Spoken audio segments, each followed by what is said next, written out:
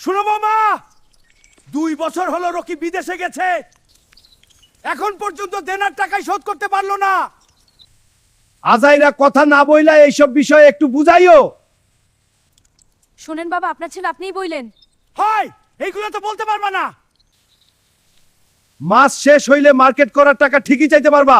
তুমি বিদেশে গিয়ে ঠিক মতো টাকা পাঠাও না, এদিকে যত জ্বালা যন্ত্রণা আমার উপর দিয়ে, এসব আর আমার ভালো লাগে না। আমি কি করব? আসলে জানো তো আমার ভাগ্যটাই খারাপ। ভাগ্য তোমার খারাপ না, ভাগ্য খারাপ আমার। এদিকে সব কথা তো আমারই শুনতে হয়। তুমি এভাবে কথা বলছো কেন? তো তোমার সাথে কিভাবে কথা বলবো? তুমি তো জানোই দালাল আমার সাথে 2 নাম্বারই করেছে। সারাদিন কাজ করে এসে একটু শান্তিতে কথাটা তো বলতে দিবা। এখন তো কাজ পেয়ে গেছি, ইনশাআল্লাহ। শোনো রকির মা, বউরে এত ঘন বাপের বাড়ি যাইতে দিও না। বউরে তার ইচ্ছে মতো চলতে দেওয়া যাবে না। আমার তো সন্দেহ হয় রকি মনে হয় ঠিকই বউয়ের নামে টাকা পাঠায়। আমার পোলায় কোনোদিনও এই কাজ করব না।